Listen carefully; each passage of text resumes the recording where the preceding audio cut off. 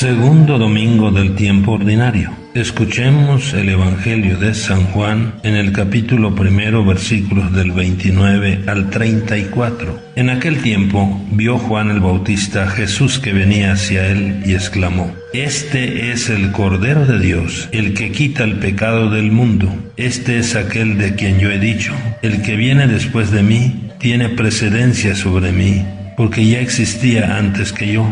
Yo no lo conocía, pero he venido a bautizar con agua para que él sea dado a conocer a Israel. Entonces Juan dio este testimonio: vi al Espíritu descender del cielo en forma de paloma y posarse sobre él. Yo no lo conocía, pero el que me envió a bautizar con agua me dijo: aquel sobre quien veas que baja y se posa el Espíritu Santo, ese es el que ha de bautizar con el Espíritu Santo. Pues bien, yo lo vi y doy testimonio de que este es el Hijo de Dios. Palabra del Señor. Mis queridos hermanos, con la muerte y resurrección de Jesús, el Cordero de Dios, el pecado del mundo ha sido vencido, y en Jesús somos invitados cada día a vencer nuestro pecado. Jesús restaura nuestra dignidad de hijos de Dios.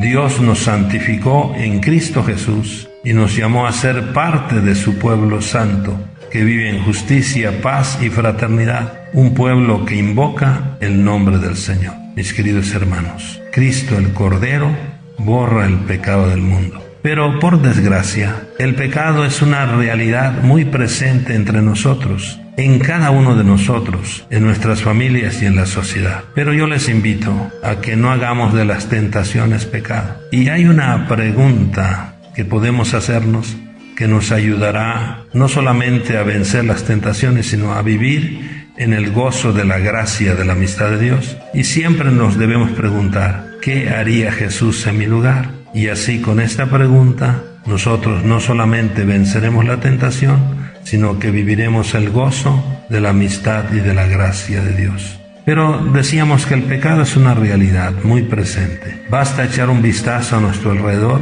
y nos encontramos con tanto sufrimiento de pobreza, explotación, falta de educación, tantas injusticias, la falta de trabajo, gentes que pasan hambre, nuestros queridos migrantes en busca de oportunidades, y sin lo necesario mucha gente para una vida digna. Vemos también la infidelidad y la desintegración familiar, los divorcios, la falta de respeto a la vida por el aborto, la violencia, la violación de los derechos humanos. También nos encontramos con riquezas inexplicables, esto quiere decir a costa de los más pobres y del pueblo, el abandono del campo, la destrucción de nuestra madre naturaleza, la casa común, tanto egoísmo donde impera en este mundo la ley del placer, la ley del tener y la ley del más fuerte e influyente. Un mundo que quiere vivir sin Dios y que ha perdido el rumbo de una vida digna para todos como hermanos. Es verdad, por una parte, que estamos redimidos por Cristo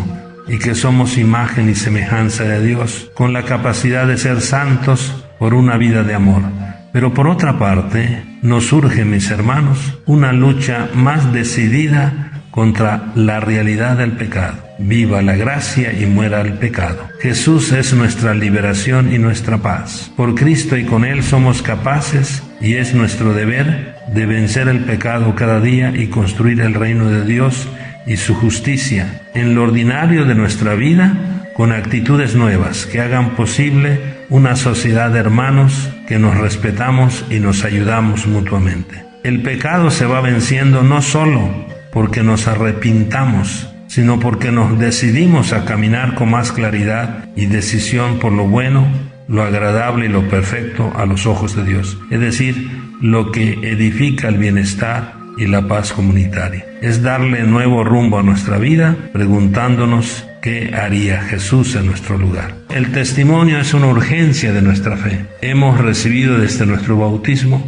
una misión del Espíritu para ser luz y sal, testigos de Jesús como personas, como familia y como grupo de creyentes en Cristo. Para esto es necesario, mis hermanos, que vivamos en una actitud de continua conversión a Dios y al hermano. Urge dejar de vivir en la desgracia del pecado. en beber en los charcos que nos enferman y meternos a una vida de gracia y de felicidad verdadera en la reconciliación y en actitudes nuevas de amor para hacer posible la armonía y la paz entre nosotros. Hay que ir a beber a la fuente de la gracia que es Jesús. Que se nos note que de verdad creemos en Cristo y que no somos una caricatura de hijos de Dios, una caricatura de cristianos, una caricatura de discípulos. Urge que volvamos cada día a los criterios del Evangelio para parecernos a Jesús. Que sean entonces parte de nuestra vida los valores del Evangelio,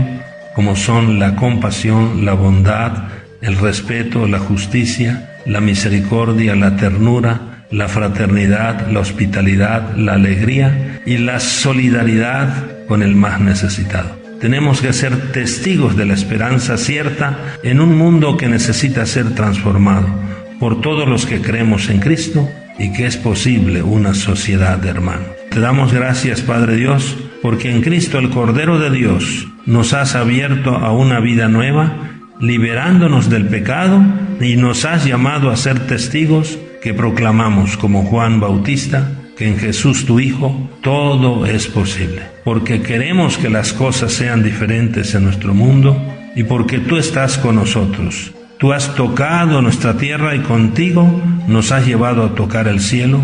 Por esto te decimos con el Salmo 39, aquí estoy, Señor, para hacer tu voluntad. Vivamos, mis hermanos, entonces la alegría de ser testigos de Jesús, venciendo el mal a fuerza de bien. Que amemos el vivir en gracia y no el vivir en pecado para desgraciar la vida de los que viven con nosotros. Urge que acabemos la desgracia y la infelicidad y vivamos en la gracia de Dios. Bendiciones, y como Juan el Bautista, seamos testigos de Jesús. Yo lo vi y doy testimonio de que este es el Hijo de Dios, y por eso yo vivo con alegría y con gozo mi ser de Hijo de Dios. Feliz convivencia familiar en este domingo como testigos del amor de Dios con nosotros. Que Dios les bendiga. Paz y bien a todos.